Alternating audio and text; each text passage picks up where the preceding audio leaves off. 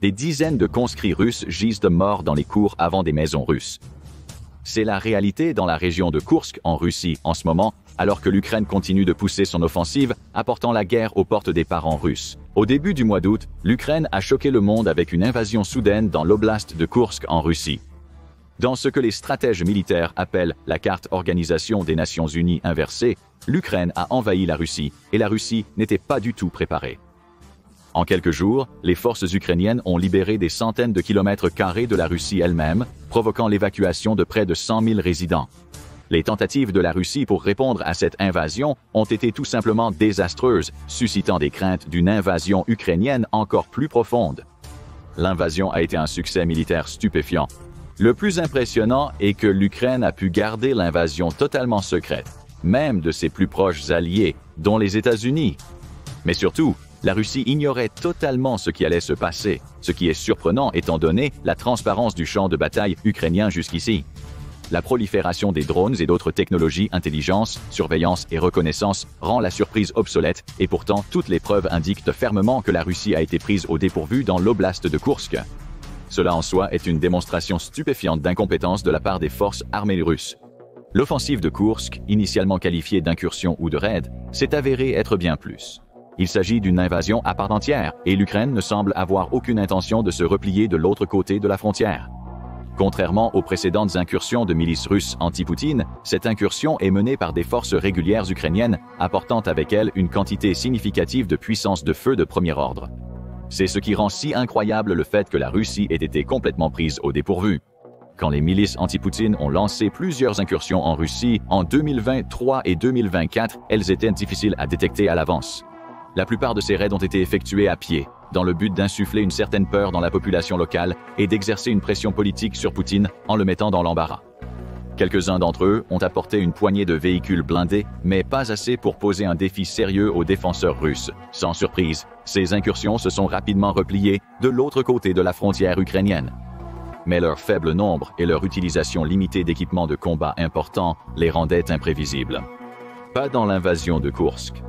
Le secret opérationnel est toujours incroyablement strict, mais il a été confirmé que les forces ukrainiennes ont envahi la Russie avec tout, des véhicules de combat d'infanterie Bradley, des Humvee, de l'artillerie, et même des hélicoptères. On estime qu'une poignée de centaines de troupes soutenues par une force de réserve de 2000 ont mené l'invasion. La concentration d'autant de puissance de combat dans une seule zone aurait dû déclencher les alarmes au Kremlin, bien avant que l'invasion ne se produise. Autrement dit, si on avait prêté attention à la frontière. Car spoiler, les Russes ne l'éteignent pas. La Russie a utilisé la peur de l'escalade de l'Ouest contre elle avec un succès stupéfiant. Malgré son engagement total en Ukraine, l'alliance militaire la plus puissante du monde, l'assemblée de puissance de combat la plus puissante de toute l'histoire humaine combinée, a toujours été terrifiée par la possibilité d'une escalade du conflit contre une Russie qui ne peut même pas battre une nation, avec une fraction de sa population et de son produit intérieur brut. Tremblante à l'idée que l'alliance militaire de l'Organisation du Traité de l'Atlantique Nord affronte les quelques conscrits que la Russie pourrait épargner en dehors de l'Ukraine, les dirigeants occidentaux ont considérablement réduit à la fois les types et l'étendue de l'aide militaire fournie à l'Ukraine. Au lieu de livrer des niveaux d'équipement qui permettraient de gagner la guerre, l'Occident a prudemment testé les eaux en envoyant des envois symboliques d'aide, les augmentant progressivement lorsque aucune capitale européenne n'a été consumée dans le feu nucléaire russe. La peur de l'escalade s'est traduite par la manière dont l'Ukraine est autorisée à mener la guerre. En aucun cas, les armes occidentales n'étaient autorisées à être utilisées en dehors des frontières ukrainiennes reconnues internationalement, et même la Crimée était interdite pendant un moment au début de la guerre. L'Occident a aussi influencé la façon dont l'Ukraine pouvait employer ses armes contre la Russie. Les missiles à longue portée ou les frappes aériennes sur le territoire russe étaient totalement hors de question. Seuls les drones semblaient obtenir un laissez-passer de l'Alliance occidentale, et lorsqu'ils ont commencé à causer des dommages critiques à l'infrastructure énergétique russe, les États-Unis. D'autres se sont aussi plaints de leur utilisation. Le problème pour l'Ukraine est que ces restrictions ont effectivement neutralisé sa capacité à se défendre contre l'invasion russe. L'ironie est que les États-Unis devraient savoir mieux. Ce n'est pas ainsi que les guerres sont gagnées. C'est ainsi qu'on perd une guerre qu'on était toujours en train de gagner, comme ce qui est arrivé à l'Amérique. Au Vietnam, l'armée des États-Unis a remporté chaque engagement qu'elle a entrepris. Et pourtant, elle a quand même perdu la guerre. Interdit de mettre les pieds au sol au nord du Vietnam, les États-Unis ont tenté à la place de soumettre le nord par des bombardements. il a finalement atteint un point où il ne restait plus de cibles stratégiques à bombarder au nord du Vietnam. Ils avaient tous été détruits. Pourtant, sans capturer de territoire, l'armée nord-vietnamienne était libre de manœuvrer, de consolider ses forces et de régler sa logistique. La vie a peut-être été inconfortable pour eux, mais l'armée nord-vietnamienne était loin d'être prête à abandonner. Ils étaient plutôt libres de continuer à acheminer des fournitures vers le sud et d'utiliser leur propre territoire pour lancer des raids contre les forces américaines et sud-vietnamiennes, les épuisant toutes les deux. Jusqu'à ce que la guerre devienne si impopulaire, les États-Unis n'avaient d'autre choix que de partir. Les États-Unis font la même erreur en Russie, sauf qu'avec des conséquences beaucoup plus mortelles pour les Ukrainiens. Les bases russes, à l'abri des harcèlements sauf quelques drones, ont opéré librement de l'autre côté de la frontière, servant de zone de rassemblement pour les fournitures, les troupes et les avions d'attaque. La Russie a pu canaliser un flux ininterrompu de puissance de combat en Ukraine, alors que l'Ukraine n'était pas autorisée à faire quoi que ce soit à ce sujet. Ces restrictions ont commencé à se relâcher début 2024, alors que la Russie rassemblait des forces pour une attaque contre Kharkiv. Le pronostic était sombre. La Russie rassemblait une force d'assaut importante près des frontières ukrainiennes et les premières incursions avaient peu de résistance. La perte de Kharkiv serait un coup massif au moral ukrainien, surtout puisqu'elle a été reprise lors du succès étonnant de la contre-attaque de l'automne 2022. Des analystes en Occident et même certains dirigeants ukrainiens ont prédit une bataille sanglante mais catastrophique, avec une victoire pour les forces russes. Puis les États-Unis ont fait une annonce surprise qui a changé le cours de la bataille, et peut-être même de toute la guerre. Jusqu'en mai 2023, la Russie n'avait déployé qu'une force de sécurité symbolique à la frontière ukrainienne. Au lieu de troupes, la Russie comptait sur les craintes occidentales pour sécuriser sa frontière, sachant que l'Ukraine n'oserait jamais lancer une invasion de son territoire, car ses partenaires occidentaux ne permettraient jamais une telle escalade. Les menaces répétées de Poutine d'utiliser l'arme nucléaire tactique laissaient à penser qu'une bombe atomique accueillerait les premiers soldats ukrainiens franchissant la frontière, et que si des armes occidentales étaient employées, des bombes nucléaires russes obscurciraient rapidement le ciel des capitales d'Europe. La Russie était en sécurité grâce à la peur de l'Occident, libérant une énorme puissance de combat qu'elle pouvait canaliser vers les lignes de front en Ukraine. Elle a également opéré en toute impunité juste de l'autre côté de sa propre frontière, utilisant des aérodromes et des bases à des kilomètres de la frontière pour frapper les forces et les civils ukrainiens. À Kharkiv, la Russie avait rassemblé des milliers de troupes et leur équipement bien à portée de l'artillerie ukrainienne, confiante qu'ils étaient protégés par les restrictions de l'Occident. Puis, le président Biden a tout changé du jour au lendemain. Dans une annonce stupéfiante et la première véritable étape d'escalade de toute la guerre, le président Biden a donné le feu vert pour que les armes américaines soient utilisées dans des zones spécifiques de la frontière ukraino-russe, dans des portées spécifiques. Cela a empêché l'Ukraine de lancer des attaques contre le Kremlin, mais cela a exposé des milliers de soldats non protégés et leurs véhicules à l'artillerie ukrainienne. Et ainsi, les canons se sont déchaînés sur eux, infligeant un coup brutal et écrasant aux forces russes, qui a brisé le dos de toute l'attaque. En 24 heures, l'Ukraine avait lancé plus de 130 frappes High Mobility Artillery Rocket System, soutenues par un blitzkrieg d'artillerie conventionnelle et de drones. Le bouclier invisible qui protégeait les troupes russes sur leur propre territoire était tombé, mais la Russie se croyait toujours en sécurité à l'intérieur de ses propres frontières. L'attaque sur Kursk a exploité la complaisance de la Russie avec un effet dévastateur, et elle a été elle-même planifiée et exécutée de manière experte, amenant certains à se demander s'il n'y avait vraiment aucune implication occidentale dans la préparation. Les Ukrainiens ont commencé par des frappes d'artillerie contre les quelques positions russes connues, principalement des gardes-frontières et des conscrits sans expérience de combat. Puis, une force spéciale d'élite Kraken et de troupes aguerries a traversé la frontière dans des véhicules de combat. L'aviation ukrainienne a frappé les positions russes et aidé au transport de troupes et de fournitures sur le territoire saisi, au-dessus de leur tête. Une vaste campagne de guerre électronique a coupé les communications russes, semant encore plus de confusion dans la situation et les empêchant de coordonner une réponse avec les quelques forces disponibles. L'Ukraine a ensuite compliqué encore plus la réponse russe, avec l'utilisation de mines anti-véhicules dispersées par l'artillerie et des techniques de minage traditionnelles. La zone d'invasion dans le sud de Kursk ne dispose que de quelques voies par lesquelles une réponse militaire russe pourrait arriver, et celles-ci ont été rapidement minées en prévision des renforts russes. La Russie a rapidement constitué un grand convoi composé principalement de la Rosgarde, garde nationale, d'anciens Wagner et de forces spéciales déployées dans la zone. Le convoi de Russes fuyant l'invasion a été filmé mais a été pris en embuscade par l'artillerie ukrainienne à longue portée, probablement des systèmes de fusées d'artillerie à grande mobilité avant d'entrer dans la bataille. Un convoi similaire, cette fois apportant 2. Un char T-62 a été détruit sur la route et 2 convois distincts de conscrits ont été pris en embuscade par les forces ukrainiennes, l'un d'eux ayant été confirmé comme cible des High Mobility Artillery Rocket System. Le deuxième convoi, probablement plein de conscrits, a été détruit le long de l'autoroute 38K017 avec 14 camions Ural et Kamaz détruits ainsi que beaucoup de leurs occupants.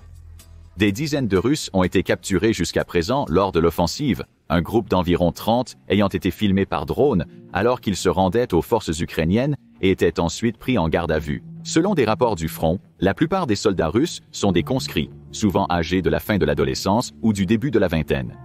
La mort potentielle de 100 ou plus de conscrits suite à des embuscades ukrainiennes et la capture de dizaines d'autres ont déclenché une campagne sur les réseaux sociaux de mères russes espérant sensibiliser à la détresse de leurs fils conscrits. Alors que la campagne se poursuit, les forces russes inexpérimentées continuent de subir de lourdes pertes face aux forces ukrainiennes aguerries au combat. Il est clair que l'Ukraine a des plans à long terme pour Kursk, car elle a déployé un mélange impressionnant de puissance de combat, y compris des véhicules de défense aérienne. Les fortifications défensives ont débuté leur construction après le premier jour de l'offensive, et l'Ukraine semble prête à s'installer définitivement en territoire russe. Les grandes questions sont alors pourquoi? Que peut faire la Russie face aux nombreuses théories sur l'offensive de Kursk, dans un contexte où l'Ukraine reste silencieuse, rendant difficile toute analyse politique concrète?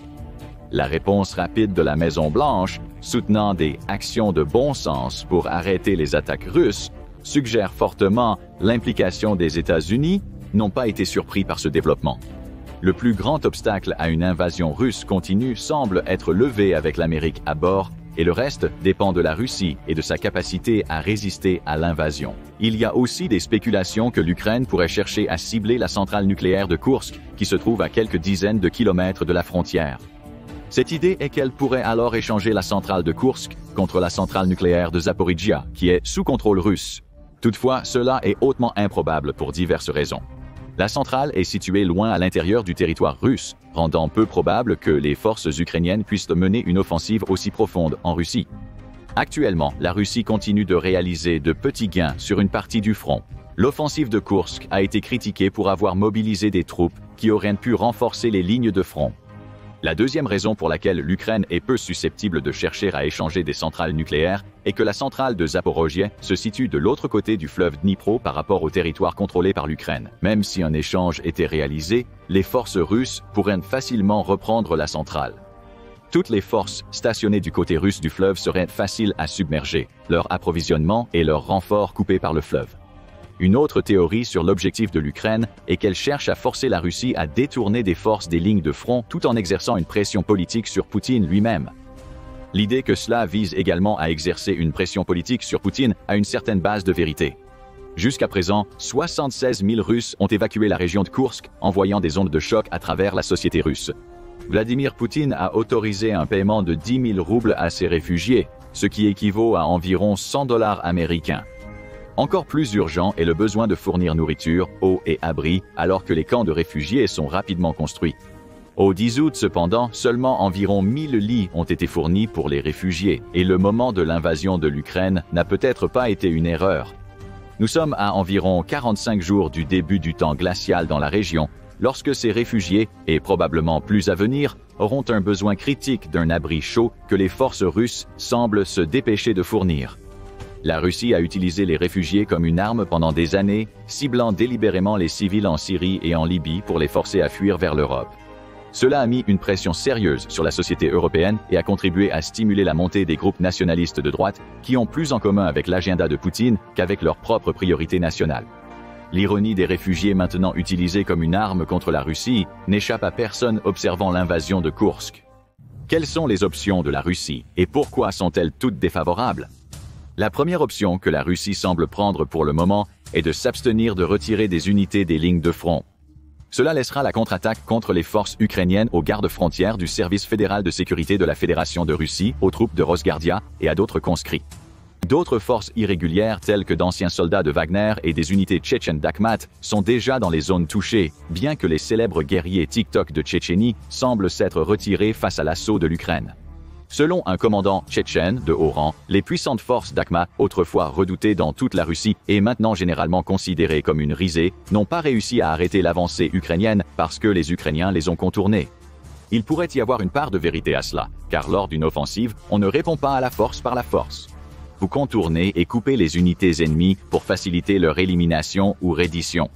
Cependant, la retraite extrêmement précipitée des unités d'Akhmat suggère fortement que les guerriers les plus redoutables de TikTok ont choisi de fuir plutôt que d'affronter le combat contre les vétérans ukrainiens. Selon les blogueurs militaires russes, il semble qu'il puisse y avoir certaines forces aéroportées russes défendant une petite section du front à Koursk depuis fin mai 2024. Mais les rapports dans l'ensemble montrent clairement que les forces russes dans la région sont composées d'unités beaucoup moins capables au combat. Cependant, si l'Ukraine ne pousse pas beaucoup plus loin ou est simplement submergée par le nombre ou une contrainte d'approvisionnement, le Kremlin peut choisir de garder les unités de combat à l'intérieur de l'Ukraine où elles sont le plus nécessaires. La région frontalière actuellement saisie par l'Ukraine n'a pas une grande valeur stratégique après tout. La deuxième option de la Russie est d'utiliser les forces du groupement Nord pour contrer l'invasion de l'Ukraine. On estime que la force du groupement Nord de la Russie est composée de 35 000 personnels, déployés à travers les oblasts de Koursk, Bryansk et Belgorod depuis début mai 2024. Le plan était de faire croître cette force jusqu'à 75 000 personnels, mais elle a été utilisée dans l'assaut malheureux sur l'oblast de Kharkiv en mai, subissant de lourdes pertes et n'atteignant jamais la force prévue. Selon les affirmations du général le plus haut gradé de Russie, le général Valery Gerasimov, la force du groupement Nord, avec les composants du service fédéral de sécurité de la Fédération de Russie, a réussi à stopper les avancées de l'Ukraine à Koursk, infligeant de lourdes pertes à la force d'invasion. Cependant, étant donné qu'au moment de la rédaction de ce script, il y a 3 axes d'avance différents poursuivis par les forces ukrainiennes à Koursk, cette affirmation est presque certainement un mensonge. La vérité est que le groupement de forces du Nord est probablement trop épuisé par la tentative désastreuse d'envahir Kharkiv plus tôt dans l'été. L'Ukraine n'aurait probablement pas tenté une opération si audacieuse si cette force russe était réellement apte au combat. Il reste assez d'armes nucléaires à la Russie pour stopper l'attaque de l'Ukraine. Une option préférable à l'envoi de plus de conscrits mourir au combat, ce qui est déjà très impopulaire auprès des Russes. Les 2 dernières options de la Russie sont tout aussi néfastes et de mauvais augure pour sa guerre actuelle en Ukraine. Premièrement, la Russie peut choisir de déployer les réserves opérationnelles qu'il lui reste de son offensive prévue pour l'été 2024 à Koursk. Elle peut aussi déployer des unités de combat dans la région. Ces 2 options sont mauvaises, car elles garantissent que la position de la Russie en Ukraine s'affaiblira, ouvrant des opportunités pour l'Ukraine de contre-attaquer et de récupérer le terrain perdu. Pour le moment, la Russie avance lentement sur une grande partie du front, bien que les gains soient mesurés en mètres et à un coût élevé, avec une estimation de 1000 blessés ou plus par jour pendant certaines périodes de combat. La dernière option est que la Russie maintienne les forces qu'elle a actuellement à Koursk et les soutienne plutôt avec une redirection massive de l'aviation et des éléments de frappe à longue portée. Actuellement, la Russie mène avec succès des frappes sur le front et immédiatement derrière les fronts contre les positions ukrainiennes en utilisant largement des bombes planantes qui maintiennent les jets russes en sécurité hors de portée des défenses aériennes. Pour stopper l'offensive de Koursk, la Russie peut chercher à redéployer ses atouts, ainsi que l'aviation rotative dans la région, sans déplacer les forces de combat au sol. C'est une mauvaise option pour plusieurs raisons. La première étant que les gains de la Russie sur la ligne de front sont largement possibles grâce à sa supériorité aérienne. Les troupes russes sont mal formées et mal équipées, et la perte de l'aviation de combat les obligerait à lancer des assauts terrestres contre des unités ukrainiennes mieux formées et mieux équipées, qui jusqu'à présent sont fortement perturbées par les frappes aériennes en cours. La perte de l'aviation russe sur l'ensemble du front s'accompagne de la terrifiante proposition pour les Russes que l'Ukraine aurait maintenant l'occasion de masser des chars et des véhicules de combat d'infanterie occidentaux pour des assauts décisifs contre des positions défendues par des véhicules de combat russes inférieurs. Mais il est également incertain qu'un redéploiement à grande échelle de la puissance aérienne aurait les résultats escomptés. Les positions ukrainiennes sont largement dispersées, et les rapports de la région indiquent que l'Ukraine a apporté des quantités significatives d'équipements de défense aérienne. Une campagne aérienne lourde ici pourrait entraîner des pertes tout aussi lourdes pour l'aviation russe. Mais encore plus précisément, la qualité extrêmement basse des troupes actuellement disponibles dans la région rend incertaine leur capacité à lancer des contre-attaques réussies contre les troupes ukrainiennes aguerries au combat. Aujourd'hui, la Russie n'a pas démontré la capacité de lancer le type de frappe à longue portée coordonnée combinée à une manœuvre au sol nécessaire pour déloger une telle grande force ukrainienne. encore moins le faire avec des conscrits et des troupes inexpérimentées. Il y a ensuite le spectre des F-16 ukrainiens, qui sont maintenant confirmés être dans le pays. L'aviation russe opérant à Kursk serait pour le moment une proie très facile pour les F-16 ukrainiens armés de missiles à longue portée occidentaux.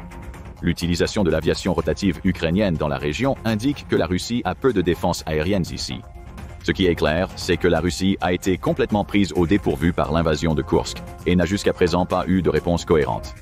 Ce qui se passe au moment où vous avez finalement regardé cette vidéo est une énigme, mais il est clair que l'Ukraine vise à poursuivre son invasion de la Russie dans le cadre de sa stratégie pour gagner la guerre à ces conditions. Allez maintenant voir comment la Agence centrale de renseignement aide l'Ukraine à vaincre la Russie ou cliquez sur cette autre vidéo pour